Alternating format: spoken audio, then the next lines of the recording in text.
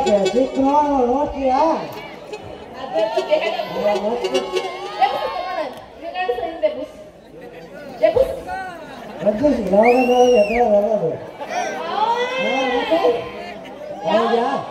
ಅದು ಯಾವ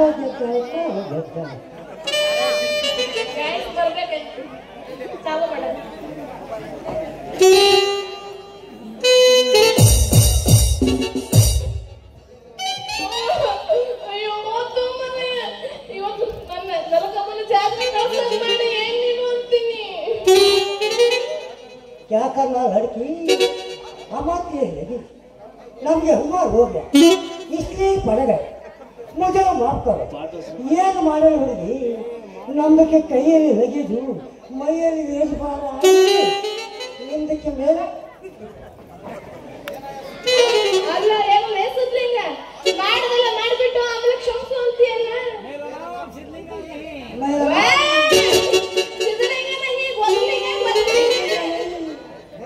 बुढ़े साबू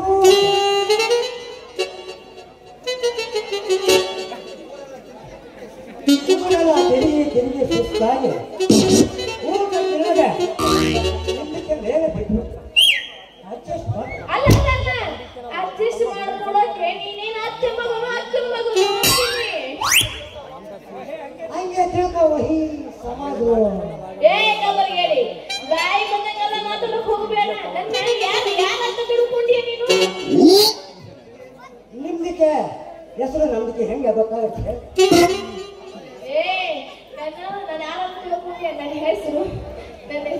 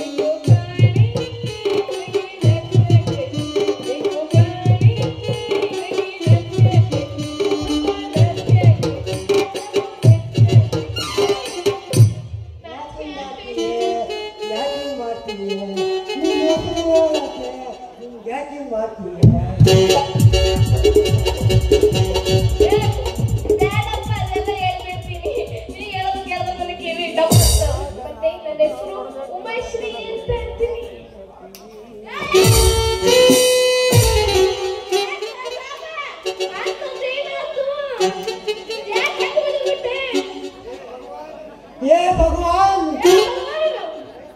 कैसा अच्छा काम किया ಜೀವನದಲ್ಲಿ ಒಂದು ಸಾರಿ ಆದರೆ ನಿಮ್ಮನ್ನು ನೋಡಬೇಕು ನಿಮ್ಮ ಜೊತೆ ಶೂಟಿಂಗ್ ರೀ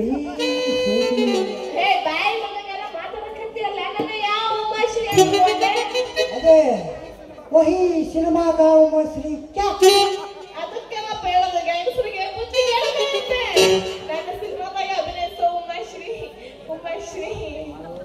ನೀವು ಸಿನಿಮಾದಾಗ ಅಭಿನಯಿಸುವ ಉಮಾಶ್ರೀ ಅಲ್ವಾ ಅಲ್ಲಪ್ಪ ನನಗೆ ಉಮಾಶ್ರೀ ಅಂತ ಫ್ರೆಂಚ್ ಪ್ರಾಣ ಅಂತೀನಿ ಅದಕ್ಕೆ ಉಮಾಶ್ರೀ ಹೆಸರು ಇಟ್ಕೊಂಡಿನಿ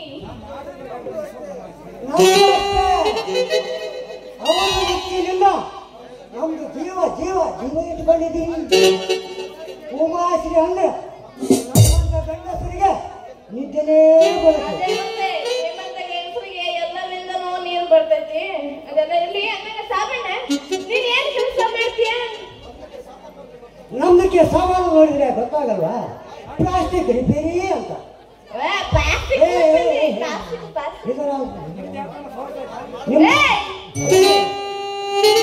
ನಿಮ್ದಕ್ಕೆ ಏನಾದರೂ ಸೋರುತ್ತಾ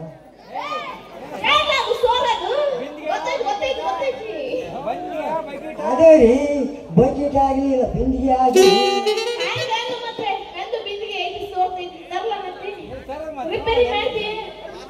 ನಾನಿರೋದು ನಿಮ್ಮಂಥದ್ದು ಮಾಡೋಕೆ ಆಯ್ತು ಬಂದು ಕೊಡಿ ಬನ್ನಿ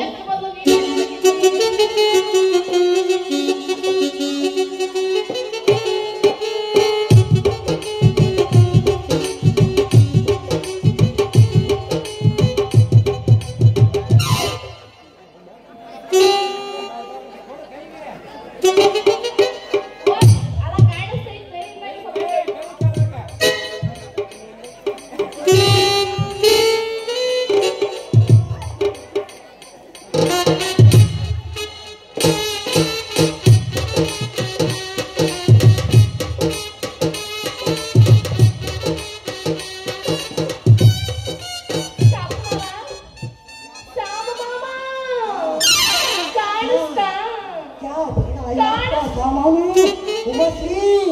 ಎಂತಹ ದೊಡ್ಡ ಕೂತ ಐತ್ರಿ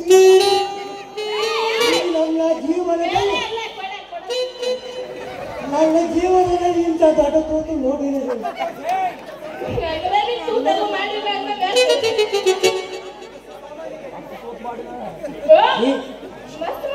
ಈಗ ಮುಂದಕ್ಕೆ ಸಾಮಾನಿಗೆ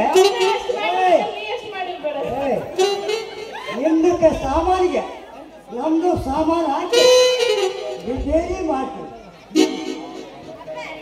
ನೀನು ಜೀವನದಲ್ಲಿ ನೆನೆಸ್ಕೊಳ್ಬೇಕು, ಹಾಗೆ ಮಾಡ್ತೀವಿ. ಮಾತು ಕಡಿಮೆ ಮಾಡಿದ್ರೆ ಕೆಲಸ ಶುರು ಮಾಡ್ತೀನಿ. ನೋಡ್ ಸಾಬಣ್ಣ ಚಂದಾಗಿ ರಿಪೇರಿ ಮಾಡ್ಬೇಕು ನೋಡ್ಬೇಕು ನಂದು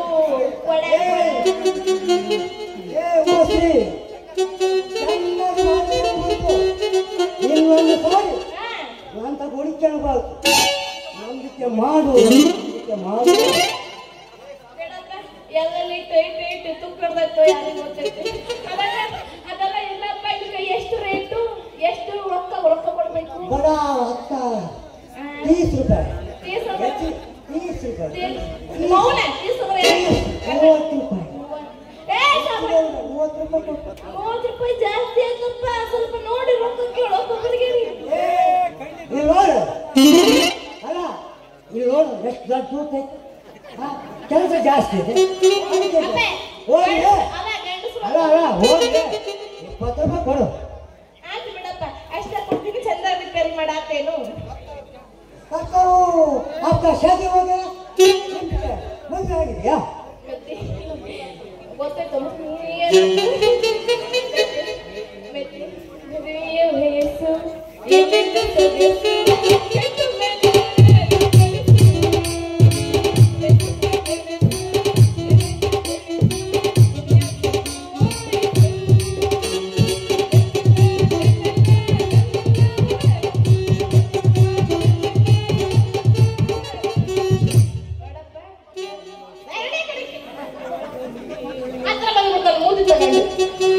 ಮದುವೆ ಆಗಿಲ್ಲ ಅಂತೀನಿ. ನನಗೆ ಪಕ್ಕ ಬ್ಯಾಚುಲರ್.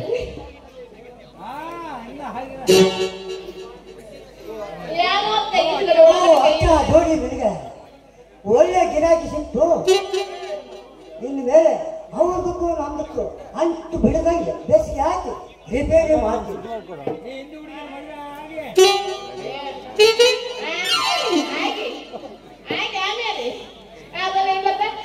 ಸರಿ ಆದ ನಾನು ಬರ್ತೀನಿ. ತಾಯ್ತು ತಾಯ್ತು ಬಾಯ್.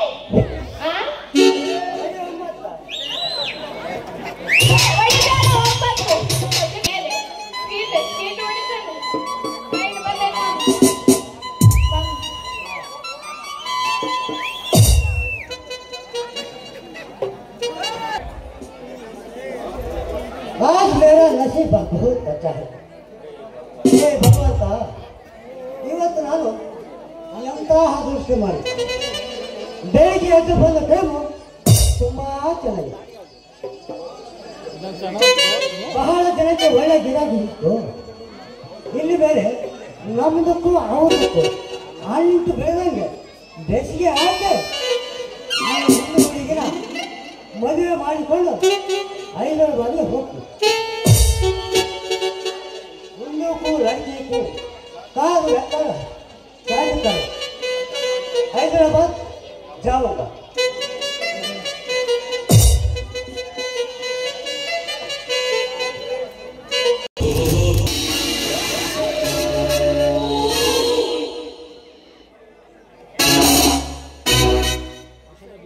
ವಿಷ ಬೀಜ ಬಿತ್ತಿರುವೆ ಶಂಕಪ್ಪನ ಮನೆ ಅಂಗಳದಲ್ಲಿ.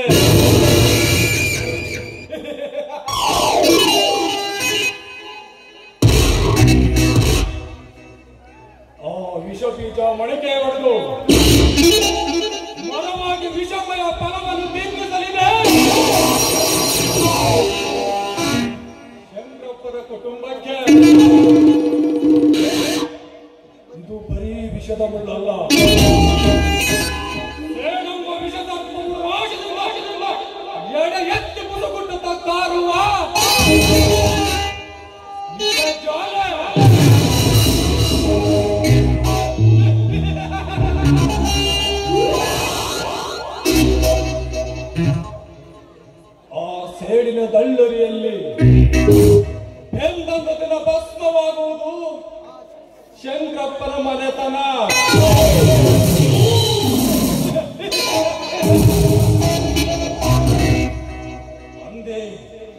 ಅಂದೆ ಈ ಸಾಮ್ರಾಟ ಮನೋಹರ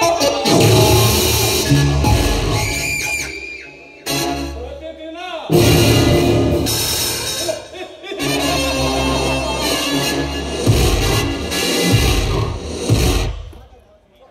ಸಂತೋಷ್ ಮತ್ತು ಸಾಗರ ಪ್ರೇಮದ ಕನಸು ಕಾಡುವ ಮುನ್ನವೇ ಅವರ ಜೀವನ ಶೂನ್ಯ ಮಾಡಿ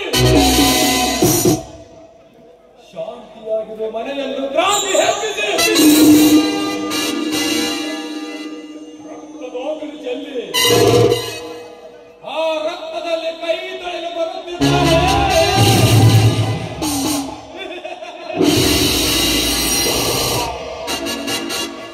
ನಿಮ್ಮ ಮಾಯೆಗೆ ಮಾಯಾ ರೂಪದ ಹೆಣ್ಣು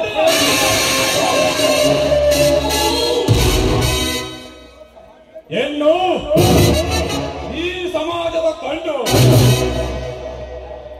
ಆದರೆ ಈ ಹೆಣ್ಣು ಶಂಕರಪ್ಪನ ಮನೆಯ ಪಾಲಿನ ಹುಣ್ಣು.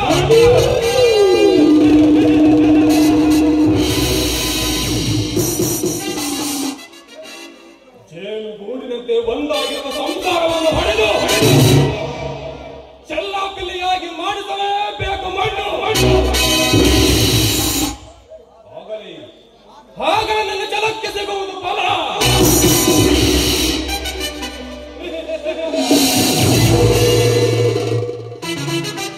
ಗೊತ್ತಾಯ್ತೆ ಈ ಸಾಮ್ರಾಟನ ಫಲ.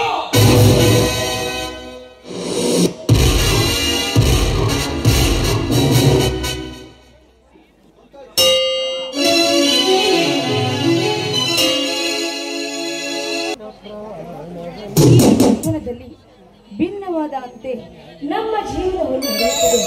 ಆದರೆ ಆ ಸಾಮ್ರಾಟ ಮಾತಿನಂತೆ ಆ 3 ಜನರಲ್ಲಿ ಒಬ್ಬರನ್ನು ನನ್ನ ಬಳಿಯಲ್ಲಿ ಬೆಳೆಸಿಕೊಳ್ಳಲೇಬೇಕು. ಈತ ಕಡೆ ಆ ಸಂತೋಷ ಬರುವಂತೆ ಕಾಣುತ್ತಿದೆ. ಬರಲಿ ಬರಲಿ.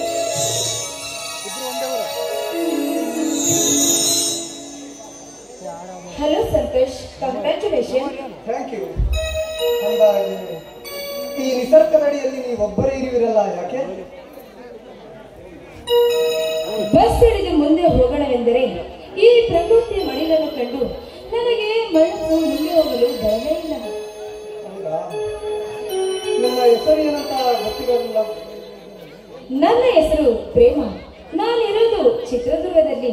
ಅಂದ ಹಾಗೆ ಯುವರ್ ನೇಮ್ ಪ್ಲೀಸ್? ನನ್ನ ಹೆಸರು ಸಂತೋಷ.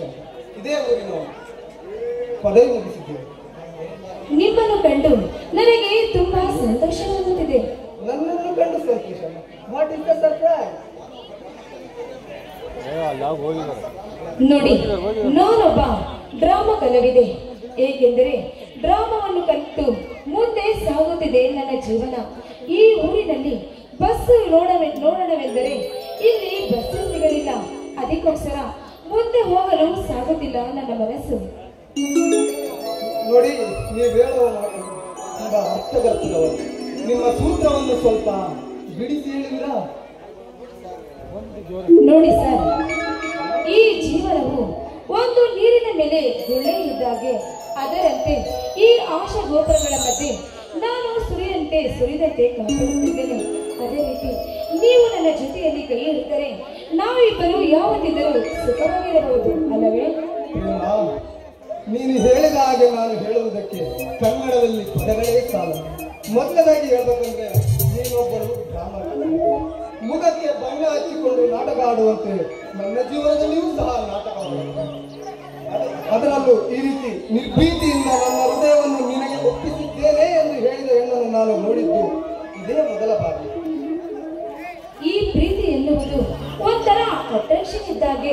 ನೋಡಿ, ಒಂದು ಗಂಡಿನ ಹಿಂದೆ ಯಾವತ್ತಿದ್ದರೂ ಒಂದು ಹೆಣ್ಣಿನ ಶಕ್ತಿ ಇದ್ದೇ ಇರುತ್ತದೆ. ಅದೇ ರೀತಿ ಈ ಲೈಲಾ ಮಜ್ನು ಅವರಂತೆ ನಮ್ಮ ಪ್ರೀತಿ ಯಾವತ್ತಿದ್ದರೂ ಸಾಗಬೇಕೆಂಬುದೇ ನನ್ನ ಆಸೆ. ನೀವು ಯಾವತ್ತಿದ್ದರೂ ನನ್ನ ಜೊತೆಯಲ್ಲಿ ಇದೇ ರೀತಿ ಇರಬೇಕೆಂಬುದೇ ನನ್ನ ಬಯಕೆ. ನೋಡಿ ಪ್ರೇಮ, ಕಡಿವಾಣವಿಲ್ಲದ ಕುದುರೆಯಂತೆ ಮುನ್ನುಗ್ಗುವುದು ನನಗೆ ಸರಿಯಿಲ್ಲ.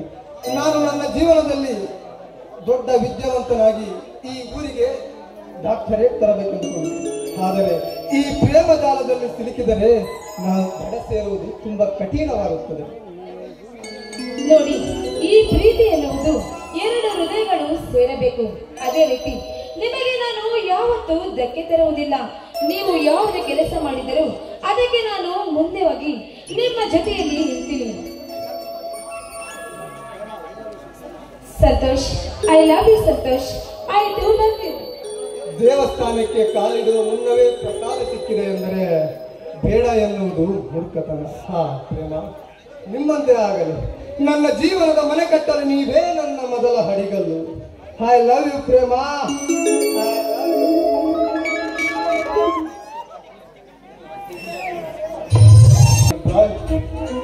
ಆಯ್ತು, ಹೋಗಿ ಬನ್ನಿ. ಬಾಯ್ ಬಾಯ್.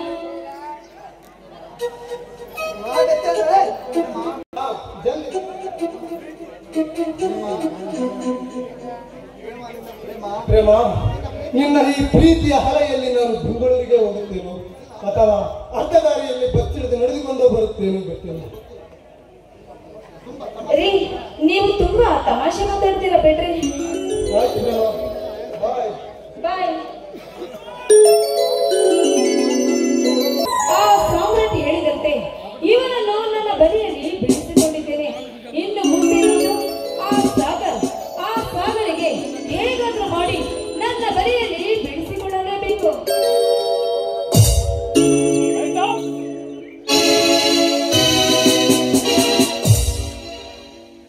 ಯಾರು? ಏನಾಯ್ತು ನಿಮಗೆ? ಸರ್, ನನ್ನ ಹೆಸರು ಪ್ರೇಮ ಅಂತ. ನಾನು ಹೋಗ್ಬೇಕಾದ್ರೆ ಇಲ್ಲಿ ಬಸ್ಸಿಗೋಸ್ಕರ ಕಾಯ್ತಿದ್ದೆ. ಆದ್ರೆ ನಾನು ಹೋಗುವ ದಾರದಲ್ಲಿ ಹಾವು ಬಂತು.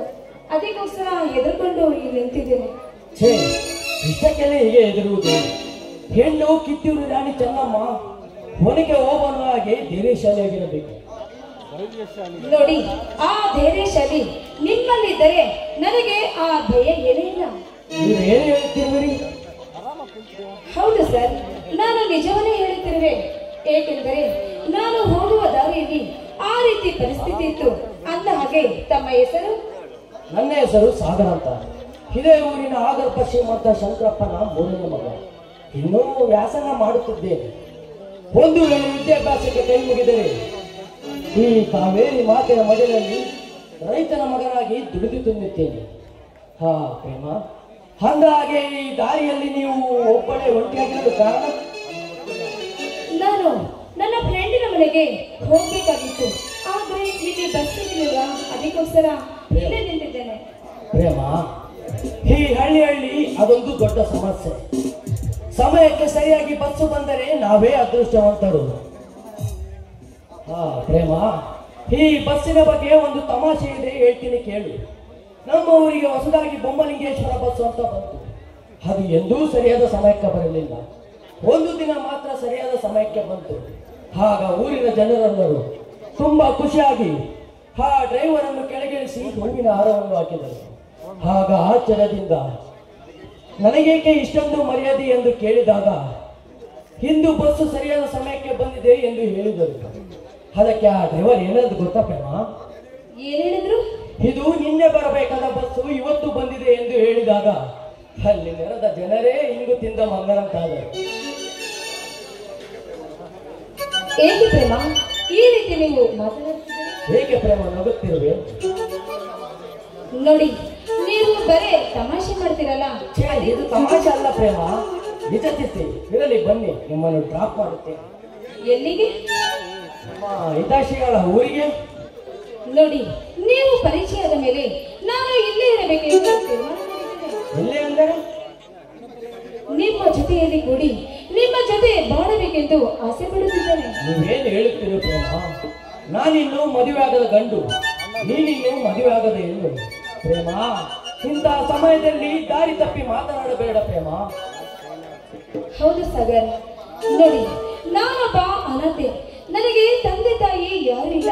ಅದಕ್ಕೋಸ್ಕರ ನಿಮ್ಮನ್ನು ನಾನು ಪ್ರಾಣಕ್ಕಿಂತ ಹೆಚ್ಚಾಗಿ ಪ್ರೀತಿ ಮಾಡುತ್ತೇನೆ. ಅದಕ್ಕೆ ನಾವಿಬ್ಬರು ಒಂದಾದರೆ ಈ ಪ್ರಪಂಚದಲ್ಲಿ ನಾವು ತುಂಬಾ ಸಂತೋಷವಾಗಿರಬಹುದಲ್ವೇ? ಪ್ರೇಮ, ನಾನಿನ್ನು ಭವಿಷ್ಯದಲ್ಲಿ ದೊಡ್ಡ ದೊಡ್ಡ ಭರವಸೆಗಳನ್ನು ಇಟ್ಟುಕೊಂಡಿದ್ದೆ. ಸಮಾಜದಲ್ಲಿ ಒಳ್ಳೆಯ ವ್ಯಕ್ತಿಯಾಗಬೇಕು, ಜನಗಳ ಸೇವೆಯಲ್ಲಿ ತಲ್ಲೀನನಾಗಬೇಕು, ಇತಿಹಾಸದಲ್ಲಿ ನನ್ನ ಹೆಸರು ಬರೆಯಬೇಕೆಂದಿರುವೆ. ಪ್ರೇಮ, ಇಂತಹ ಸಮಯದಲ್ಲಿ ನನ್ನ ಮನಸ್ಸು ಕೆದಕಬೇಡ ಪ್ರೇಮ, ಕೆದಕಬೇಡ. ನಿಮ್ಮ ಭವಿಷ್ಯಕ್ಕೆ ನಾನು ಯಾವತ್ತಿದ್ರೂ ಧಕ್ಕೆ ತರುವುದಿಲ್ಲ. ನಿಮ್ಮ ಸಾಧನೆಗೆ ನಾನು ಯಾವತ್ತಿದ್ದರೂ ಕಾವಲಾಗಿರುತ್ತೇನೆ, ಸರಿಯೇ? ಪ್ರೇಮ, ನಿನ್ನ ಪ್ರತಿಯೊಂದು ಮಾತುಗಳು ಕೇಳಿಸುತ್ತವೆ. ನೀ ಬಿಡುವ ಪ್ರೇಮದ ಬಾಣಗಳಿಂದ ನಿಮ್ಮಂತೆಯೇ ಆಗದು.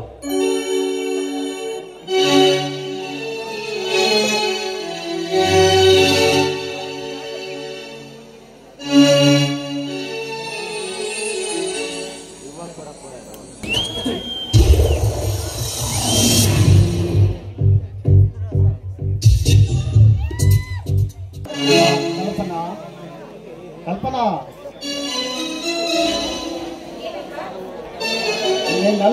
ನಿನ್ನ ಅಣ್ಣಂದಿರು ಎಲ್ಲಿಗೆ ಹೋಗಿದ್ರಮ್ಮ? ಅಣ್ಣನಿರೋ ಹೊಲದ ಕಡೆ ಹೋಗಿದ್ದಾರಪ್ಪಾಜಿ. 3 ಜನ ಅಣ್ಣ ತಮ್ಮಂದಿರ ಮತ್ತೆ ನೀನು ಬೆಳಗುವ ನಂದಾದೀಪ ತನ್ನ ಪ್ರಾಣವನ್ನೇ ಇಟ್ಟುಕೊಂಡಿದ್ದಾರೆ. ಆ ಭಗವಂತ ನಿಮಗೆ ಸರಿಸಮವಾದ ಕರುಣಿಸಿದರೆ ವಿಜೃಂಭಣೆಯನ್ನು ಮದುವೆ ಮಾಡಿ ಅಂಬಾರಿಯ ಮೇಲೆ ಕೂರಿಸಿ ಮೆರವಣಿಗೆಯನ್ನು ಮಾಡಬೇಕೆಂದಿದ್ದೇನಮ್ಮ. ಇದು ಏನೇನೋ ಕಲ್ಪಿಸಿಕೊಂಡು ಮಾತನಾಡ್ತಾ ಇದ್ದೀರಲ್ಲ? ಇನ್ನೇನಿದೆ ಬಾ, ಚಿಕ್ಕ ವಯಸ್ಸಿನಲ್ಲಿ ನಿಮ್ಮ ತಾಯಿ ನಿಮ್ಮನ್ನು ನನ್ನ ಕೈಯಲ್ಲಿಟ್ಟು ವಿಧಿಯ ಬಳಿ ಸೇರಿದರು. ಈ ತುಂಬಿನ ಮನೆಯಲ್ಲಿ ಬೆಳೆದು ನಿಂತ ಮಕ್ಕಳ ಸಿರಿ ಸಂಪತ್ತು ಸೌಭಾಗ್ಯವನ್ನು ನೋಡಲಾಗಲಿಲ್ಲ. ಪತಿಯೇ ಪ್ರತ್ಯಕ್ಷ ದೈವವೆಂದು ತಿಳಿದು ತನ್ನ ಮೇಲೆ ಪ್ರಾಣವನ್ನು ಇಟ್ಟುಕೊಂಡಿದ್ದರೆ ಇಹಲೋಕವನ್ನು ತ್ಯಜಿಸಬೇಕು. ನಮ್ಮದೇನಿದೆಯಪ್ಪ, ನಿಮ್ಮ ತಾಯಿಯ ಬಳಿ ನಾನು ಹೋಗಿ ಒಂದೇ ಹಾಸಿಗೆ ಮೇಲೆ ನಿದ್ರಿಸಬೇಕಿದ್ದೇನೆ. ಯಾಕಿಷ್ಟು ಮಾತಾಡ್ತಾ ಇದ್ದೀವಿ? ಇದೆಲ್ಲ ಆ ಸೃಷ್ಟಿಕರ್ತನಲ್ಲಿ ಅಪ್ಪ.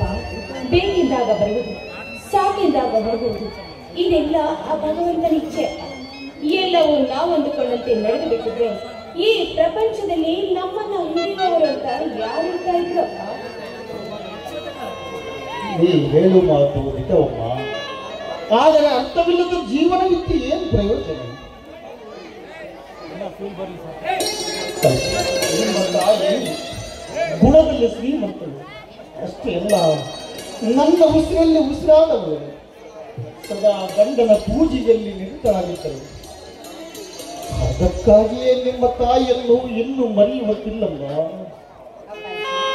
ಪ್ರತಿನಿತ್ಯ ನೀವೇ ರೀತಿ ಅಮ್ಮನನ್ನ ನೆನೆಸ್ಕೊಂತ ಈ ರೀತಿ ಕಣ್ಣೀರು ಹಾಕ್ತಾ ಇದ್ರೆ ನಿಮ್ಮ ಆರೋಗ್ಯದ ಗತಿ ಏನು ಅಂತ ಯೋಚನೆ ಮಾಡಿದ್ದೀರಾ ಅಪ್ಪ? ಅಮ್ಮನ ಬಗ್ಗೆ ನಿಮಗಿಷ್ಟು ಸಂಕಟ ನೋವಿದ್ಯೋ ನನಗೂ ಅಷ್ಟೇ ಸಂಕಟವಿದೆಯಪ್ಪ. ನೋಡಪ್ಪ, 10 ದೇವರನ್ನ ಪೂಜಿಸೋದಕ್ಕಿಂತ ಹೆತ್ತ ತಾಯಿಯನ್ನ ಪೂಜೆ ಮಾಡುವಂತ ಹೇಳಿಲ್ವೇನಪ್ಪ? ಬನ್ನಿಯಪ್ಪ, ಈ ರೀತಿ ಕಣ್ಣೀರು ಹಾಕೋದನ್ನ ಬಿಟ್ಟು ಸಮಾಧಾನವಾಗಿರಿ. ನೋಡಿ, ಅಡಿಗೆ ಮಾಡಿದ್ದೇನೆ, ಸ್ನಾನ ಮಾಡ್ಕೊಂಡು ಊಟ ಮಾಡಿದಿರಂತೆ. ಹೋಗೋಣ.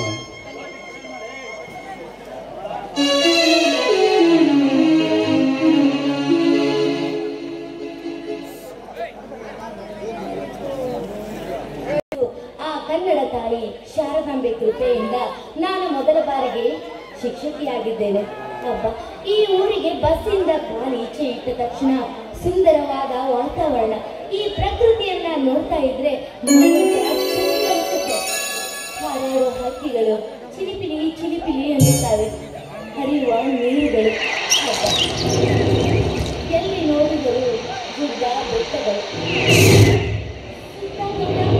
ಹಳ್ಳಿ ಮನೆಗಳು, ಎಷ್ಟೊಂದು ಸುಂದರವಾಗಿದೆ ವಾತಾವರಣ. ನಿಜಕ್ಕೂ ಅವನ ದೇವತೆಗೆ ಒಂದು ಸರಿ ನಮಸ್ಕರಿಸೋಣ. ಈ ಹಳ್ಳಿಯಲ್ಲಿ ನಾನು ಟೀಚರ್ ಆಗಿ ಬರಲು ಪುಣ್ಯ ಮಾಡಿದ್ದೆ ಅನಿಸುತ್ತೆ.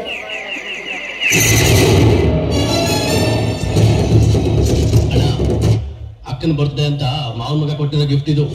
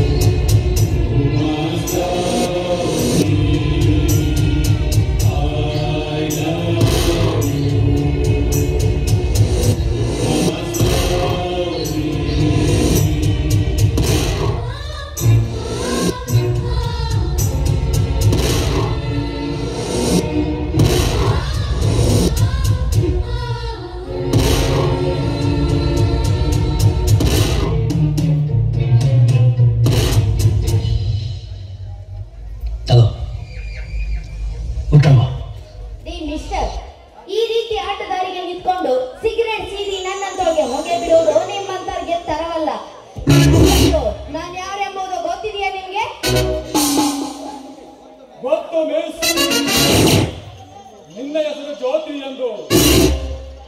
ಈ ಊರಿಗೆ ಹೊಸದಾಗಿ ಬಂದಿರುವ ಶಾಲಾ ಶಿಕ್ಷಕಿ ತಾನೆ. ಗೊತ್ತಿದ್ದರೂ ಈ ರೀತಿ ವರ್ತಿಸುವುದು ನಿಮ್ಮಂತವ್ರಿಗೆ ಮೂರ್ಖತನ ಅನಿಸುವುದಿಲ್ಲವೇ? ಅದಕ್ಕೆಂದ ಜನಿಸಿದ್ದೇನೆ ಈ ಸುಂದರ ಜಗತ್ತಿನಲ್ಲಿ ಜ್ಯೋತಿ. ಮಹಾಭಾರತದಲ್ಲಿ ಬರೀ ಪಾಂಡವರು ಹಿಂದಿದ್ದರೆ ಅದು ಮಹಾಭಾರತವಾಗುತ್ತಿರಲಿಲ್ಲ. ಅದರ ಜೊತೆಗೆ ಕೌರವರು ಇರುವುದರಿಂದ ಅದು ಮಹಾಭಾರತವಾದದ್ದು. ಜ್ಯೋತಿ, ಮಹರ್ಷಿ ವಾಲ್ಮೀಕಿ ರಚಿಸಿರುವಂತಹ ರಾಮಾಯಣವು ಅಷ್ಟೇ. ರಾಮನಿಗೆ ತಕ್ಕ ರಾವಣ ಅದು ರಾಮಾಯಣವಾದದ್ದು.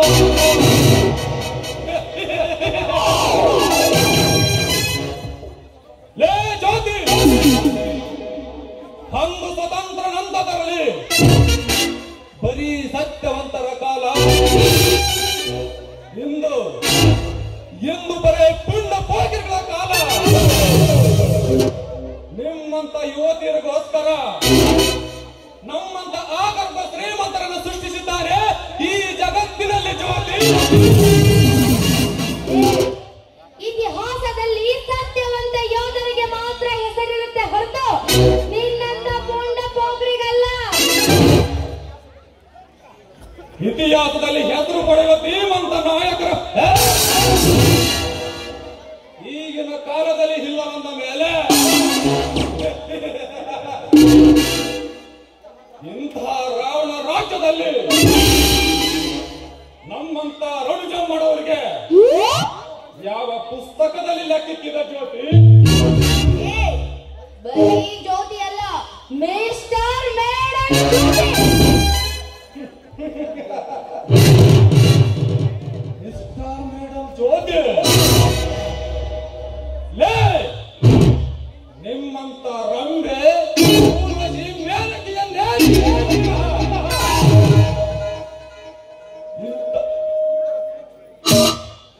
ಸುಂದರ ಸುರದಿಪಿ ಈ ಊರಿಗೆ ಹೊಸದಾಗಿ ಬಂದಾಗ ಪರಿಚಯಿಸಿ ಸ್ವಾಗತಿಸುವುದು ನಮ್ಮಂತರ ಜಯಮಾನ. ಲೇ ಜ್ಯೋತಿ, ಈ ಊರಿನಲ್ಲಿ ಈ ಸಾಮ್ರಾಜ್ಯದೊಂದಿಗೆ ತಲೆ ಎತ್ತಿ ನಿಲ್ಲುವ ಒಬ್ಬ ಪುರುಷನಿಗೆ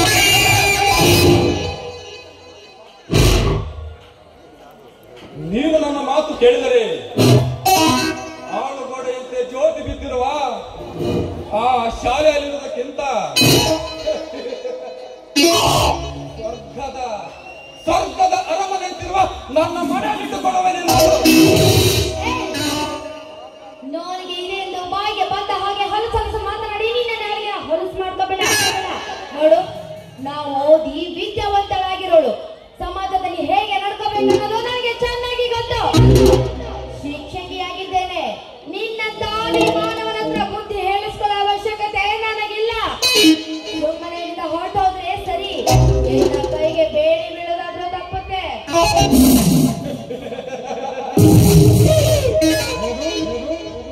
ನನ್ನ ಕೈಗೆ ಬೇಡಿ ಬೀಳುವ ಮಾತು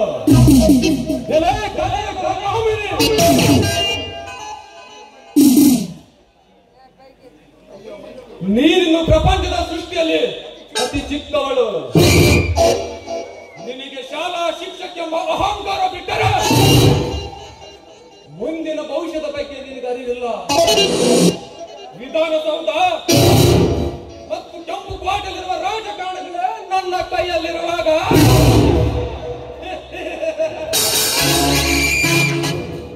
ನನ್ನ ಕೈಗೆ ಬೇಡಿ ಬೀಳುವ ಮಾತುಗಳಲ್ಲಿ ನಿನ್ನ ಬಳಿಗೆ ಮಾಂಗಲ್ಯ ಬೀಳದ ನೋಡಿಕೋ.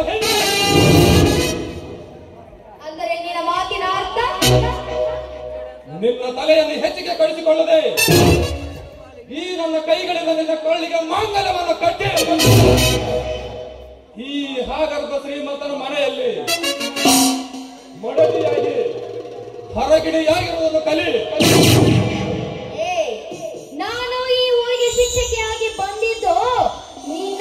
ಹಂದಿ ಕೈಲಿ ತಾಳಿ ಕಟ್ಟಿಸ್ಕೊಂಡು ಸಂಸಾರ ಮಾಡಕ್ಕಲ್ಲ, ಇಲ್ಲಿ ಬಡ ಮಕ್ಕಳಿಗೆ ಪಾಠ ಹೇಳಿಕೊಡಲು ಬಂದಿರುವೆ.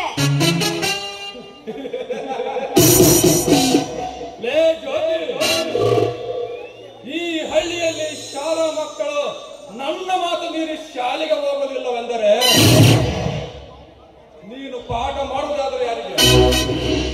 ನೋಡು ಜ್ಯೋತಿ, ಕೊನೆಯದಾಗಿ ಹೇಳುವೆ, ನಿನ್ನ ಮನಸ್ಸನ್ನು ನನಗೆ ಒಪ್ಪಿಸಿ ಈ ನನ್ನ ಹೃದಯ ಸಾಮ್ರಾಜ್ಯದಲ್ಲಿ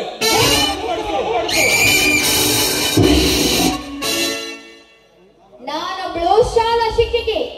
ನನ್ನ ಮೇಲೆ ಕೈ ಇಟ್ಟಿದ್ದೆ ಆದರೆ ನಿನ್ನ ಬರೀ ಬೆತ್ತಲ ಮೆರವಣಿಗೆ ಮಾಡಿಸಿ ನಿನ್ನ ಕೈಗೆ ಬೇಡಿ ಹಾಕಿಸಬೇಕಾಗುತ್ತೆ ಅರ್ಜುನ. ಬೇಡ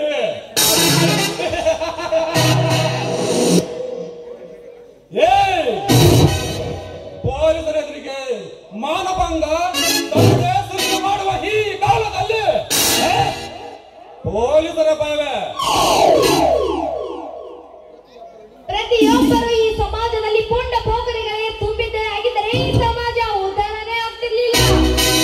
ಎಲ್ಲ ನೌಕರಿಯಸ್ಥರು ನಿನ್ನ ಹಾಗೆ ಇರುವುದಿಲ್ಲ. ಮಾತಿಗೆ ಮಾತಾಡಿ ಸವಾಲಾಗಬೇಡ ಹೆಣ್ಣು. ಇಲ್ಲಿವರೆಗೂ ನೀನು ನನ್ನ ಮಾತು ಕೇಳುತ್ತೆ ಎಂದು ಸುಮ್ಮನಿದ್ದೆ.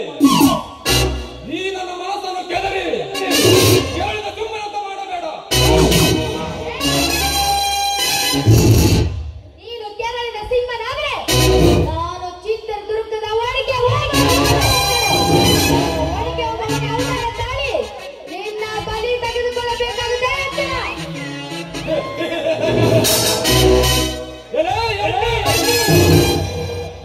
ಜಡ ಬಿಟ್ಟುಕೊಂಡಿರುವ ನಿನಗೆ ಇಷ್ಟ ಮುಖದ ಮೇಲೆ ಮೀಸವಾದ ತಿರುಗುವ ಈ ಗಂಡಸು ಎಣ್ಣೆ ಬೆಣ್ಣೆಯ ಮಾತಿನಿಂದ ಪ್ರಯೋಜನವಿಲ್ಲ. ಪರಸ್ಪರವಾಗಿ ನಿನಗೆ ಸರಿಯಾದ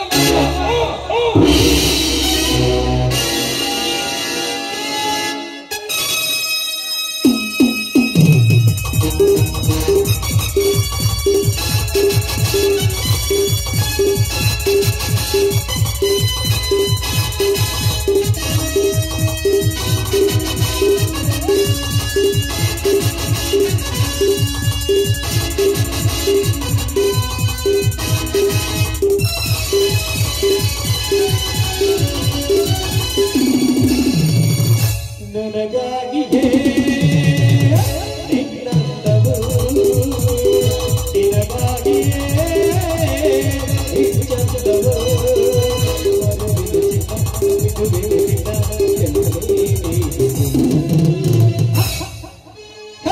ನನಗಾಗಿಯೇ ಅವಳಂದವು, ನಿನಗಾಗಿಯೇ ಚಂದವು.